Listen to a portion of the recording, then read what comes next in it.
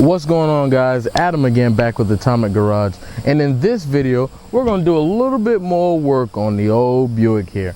We got plans of messing with the hood scoop, finish weld that in, maybe do a little bit of grinding and try and beautify that thing a little bit more. All coming up in this video. Drop that intro.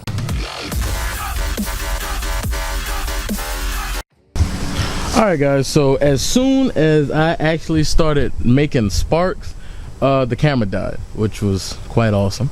But you've seen welding before, so it's nothing new. But anyway, so when I started welding on this hood, apparently I got a little too happy and I was going a little bit too fast, and I thought that if I could lay a bead here and a bead there and a bead here and just kind of alternate back and forth, then the hood won't warp. Well, I was wrong. So it did warp, but I feel good at the fact that with a rubber hammer I was able to straighten it somewhat. So take a look at what I got here. Sure, if the camera really can do it justice, probably not. It looks quite perfect if you ask me. I'm playing. But there was like a big wookity right there, and it was also like a bad one like right here. But I was able to get it for the most part flat. I still feel like a low spot right here and a slight high spot like right there. So I guess I'll try and beat on that a little bit more. But I was able to get a little weld on it right there. And what I'm going to do now is clean that up, but I'm not going to do that. I'm not going to put a solid bead down on the opposite side. On the other side, I'm going to just keep stitch welding it so I can avoid any kind of warpage or shrinkage. And also while I'm here, I'll see about welding in those little holes right there. Another one's right further down there if you can see it, and we'll move on from there. A side note from that hood scoop that I'm working on, it sounds stupid, and I guess really if this car is somewhat of a sleeper it probably wouldn't make sense, but I don't know why, but for some reason I want like the NASCAR style spoiler back here with the turnbuckles that's down here on this back side. I think it would, see, this back piece here is just a big open spot, and if I'm gonna have a hood scoop in the front, which doesn't look a whole lot noticeable once it matches the car, what about the back? This is just a plain back with nothing on it. So if I could put like some kind of little spoiler there or something, I don't know, but I don't know how I would go about doing it at all, quite honestly. But that was just a thought I had. I haven't really thought it completely through. But we're gonna keep on going on with this hood scoop, and we'll hit the other side and try to get it ready for maybe a little bit of mud and go from there.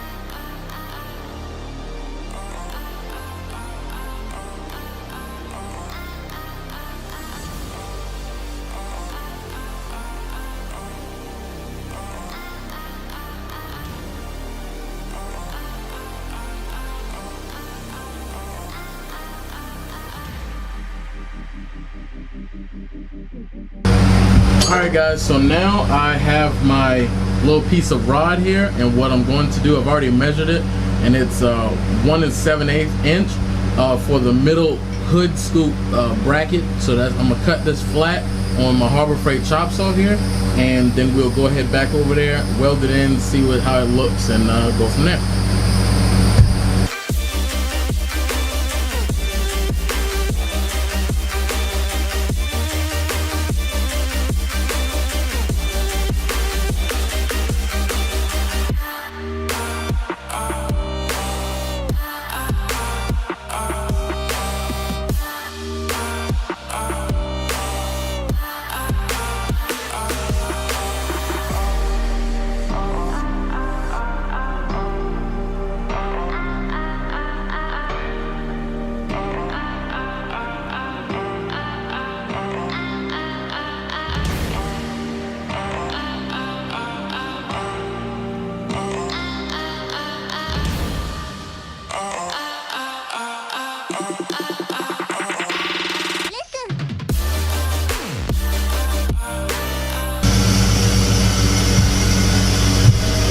Not pretty, but she should work.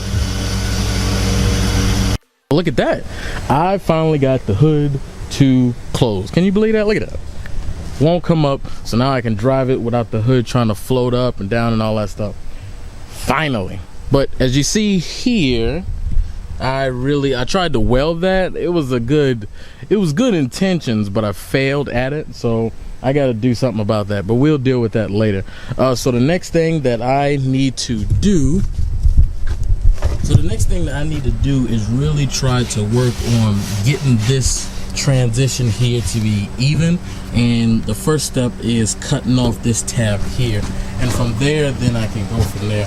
And really, I guess with this front clip, I'm really trying to make the best of a bad decision, since I can't really find any correct front valence clips or whatever you want to call it. So that's where we're at now. But the hood scoop is on. What I need to do is do a little bit more sanding here. It's got a little warpage to it, but it'll be all right. But I'm finally happy that I can actually shut it and stuff like that. Then I can work on things like lights and go from there. Oh, another update.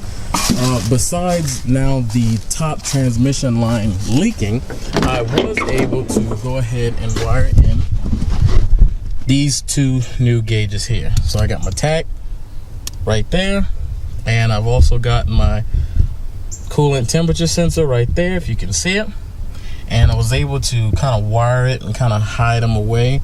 And I think it looks pretty decent for the most part. It'll be able to get me going just for now. And I'm dying to get this thing back on the road again so we can drive it. But as I mentioned earlier, I was thinking about that that rear spoiler.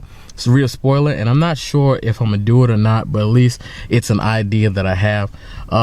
If you guys have any ideas as far as that, or if I shouldn't do it, just let me know in the comment section below. I'm sorry for sweating like a pig, but really that's just what I do. But that's it for this video today. I just finally got a chance to get back outside. Sometimes it'll be days and weeks at a time before I get to go back outside, and I'm just happy that I'm back out here. We've got a couple more reviews that'll be coming up later on in the week. Chop saw Harbor Freight review, miter saw Harbor Freight as well review as well. It should be coming out within the next couple of weeks. And I see the subscriber count is going up. Right now it's around 480, so you guys are still subscribing, so I thank you for that. Please be sure to write a comment below if there's something that you want to say, and also like this video as well. But that's it for this video today, guys, and I'll catch you guys in the next one. Peace.